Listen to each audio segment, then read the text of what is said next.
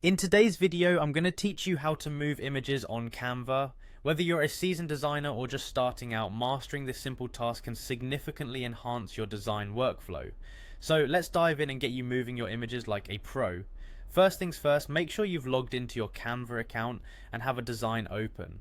Once you're in your workspace and have your desired design ready, look for the image you want to move. This is as simple as clicking on the image itself. You'll notice that when you click on the image, a blue outline, indicative of your selection, appears around it. This means the image is now selected and ready to be moved. To move the image, simply click on it and hold down the mouse or trackpad button. With this operation, you've now activated the drag function. As you hold on, gently drag the image to its new location on the canvas. It's quite similar to the click and drag function found in other software, making it quite intuitive.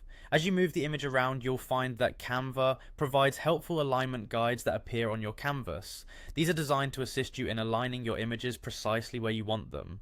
Remember to keep holding the mouse or trackpad button until you have positioned the image exactly where you want it. You'll find that this functionality makes it easy and straightforward to experiment with different layouts and compositions because you're able to see the potential changes in real time. Once your image is in its desired location, simply release the mouse or trackpad button. A useful tip to keep in mind is that if you find precision placement challenging while using the mouse, you can use the arrow keys on your keyboard for more controlled adjustments. This can be especially helpful if you're working on a detailed design or when small changes are necessary to perfect your layout. If you ever make a move you're unsure about, don't worry. Canva has a handy undo button located at the top of the interface.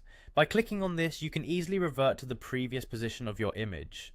This allows you to experiment freely, knowing you can always step back if needed. And there you have it, the essentials of moving images on Canva.